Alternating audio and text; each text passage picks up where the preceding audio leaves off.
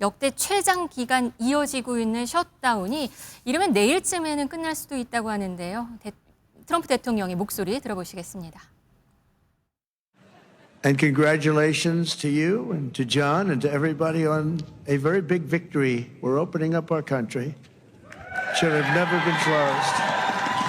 Should have never been closed. 네, 이 셧다운 때문에 미국에서는 항공기가 1,200편 넘게 지연되거나 취소되거나 이랬다고 합니다. 이거 결국엔 추수감사절 앞두고 이렇게 정리가 되는 모양입니다. 아무래도 추수감사절까지 만약에 이어졌다라고 하면 미국민들의 민심이 상당히 대단할 것 같습니다. 때문에 어쨌든 간에 이건 사실 민주공화 양쪽에 다 부담이에요. 그래서 이전에 이제 끝낸 것 같고요. 오바마 케어 관련 부분은 일종의 봉합이라고 할까요? 지금 처리 안 하고 나중으로 일단 미루는 식으로 해서 셧다운을 일단 멈추는 걸로 했습니다. 네. 근데 앞서 말씀드린 그 항공기 감축이요. 이거는 그 공항 내 안전 수준이 개선되고 관제 인력이 안정적으로 확보될 때까지 일단은 운항 감축 계속된다라는 미국 교통부 장관의 발표가 있긴 했습니다. 네. 그런데 이 셧다운으로 통계청도 문을 닫으면서 각종 경제 지표들도 나오지가 않았다고 합니다. 이제 나올 텐데 이거 관련해서 미국 금융투자업계에서는 좀 조용한 공포에 휩싸였다 이런 말도 들립니다. 그러니까 이런 연관성 생각하시면 좋을 것 같아요. 미국에서 금융업에서 지금 원하는 건 연준이 금리를 좀 내려달라고 하는 거고 네. 연준이 금리를 내리면 연준도 경제 지표들을 보고 금리를 내리는데 합당하다고 생각해야 내리잖아요. 네. 이런 상황에서 어떻게 보면 안개가 끼어 있는 상황에서 앞에 안 보이는 상황입니다. 지표들이 안 나오고 있으니까요. 네. 그래서 연준도 되도록이면 서서히 가겠다. 저희 안개 속에서 빨리 가는 사람은 없잖아요. 네. 그렇게 했을 때 혹시라도 시장은 연준이 이렇게 마음을 좀 바꿔먹을까 봐 이 지표들로 인해서 연준의 금리나 스케줄에 문제가 생길까 봐 이것 때문에 노심초사하는 것 같은 그런 기분이고요. 그 기분의 이면에는 저희가 오늘 계속 얘기했듯이 미국에서 지금 AI 랠리가 뜨거운데 한편에서는 이거 거품 아니야라는 얘기들이 계속 나오고 있는 것. 이것들을 계속 유지시키는 또 하나의 방법은 금리가 낮아지는 방법이기 때문에 아마 그런 부분들이 지금 전반적으로 묻어 있는 것 같습니다. 경제 지표 지금 그러니까 잊고 있는 사이에 나오지 않았더라고요. 그러면 이 어느 정도 나올 걸로 예상이 되세요? 그러니까 우선은 지금 9월 달 당장 고용 지표가 안 나왔고요. 10월 달 고용 지표도 안 나왔는데 미국 같은 경우는 노동 시장이 일종의 미국 경제의 리트머스 같은 거잖아요. 네. 조금이라도 경기가 안 좋아지려고 그러면 해고가 늘거나 채용이 줄어들어서 노동 시장이 안 좋아지는 실업률이 튀거나 일자리가 없어지는 일이 벌어지잖아요.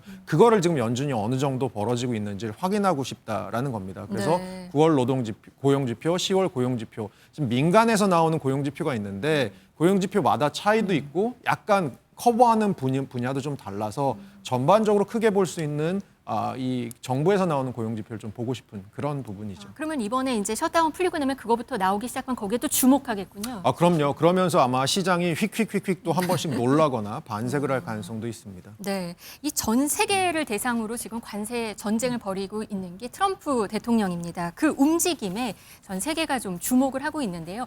이번에는 알카에다 출신 미국이 한때 테러리스트라고 지정을 했던 현상금 1,000만 달러를 내걸었던 인물을 백악관에서 만났다고 합니다. 누군가요, 이분이? 일단 이분은요, 네. 무장단체 알카에다 출신입니다. 그리고 미 당국이 극단적 테러리스트라고 지목을 해서 말씀하신 대로 현상금 1,000만 달러 내걸기도 했습니다.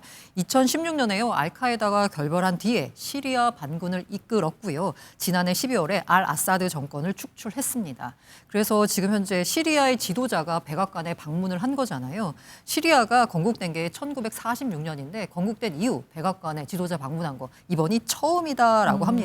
네. 그럼 트럼프는 도대체 네. 왜 이 사람을 초청을 했을까? 그리고 봤더니 정문으로 안 들어가고 또 옆문으로 들어갔다고 해요. 네.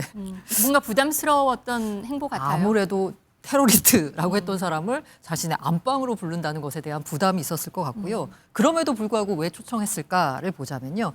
친미, 친서방 노선으로 시리아가 좀 전환해라. 그리고 전환한 시리아에 대해서 미국이 재건을 돕겠다. 이를 통해서 미국이 얻고 싶은 거는 중동 질서를 미국이 재편하겠다라는 포석으로 보입니다. 네. 그런데 또 백악관 집무실에 있는 또 다른 사진 한 장이 공개가 돼서 눈길을 끌었는데요. 함께 보시겠습니다. 보면 눈에 띄는 게 책상 위에 스위스 롤렉스 황금 탁상 시계 그리고 금괴입니다. 그런데 스위스 관세를 낮추기 위한 일을 진행하고 있다고 말하네요. 어떻게 되는 겁니까? 역사를 제가 짧게 말씀드리면 네. 7월 말에 카린 켈러주터 그 스위스 대통령이 트럼프한테 전화를 걸었습니다. 그때 관세 협상 중이었거든요. 네. 전화를 걸어서 트럼프 대통령을 훈계했습니다. 그렇게 하면 안 돼.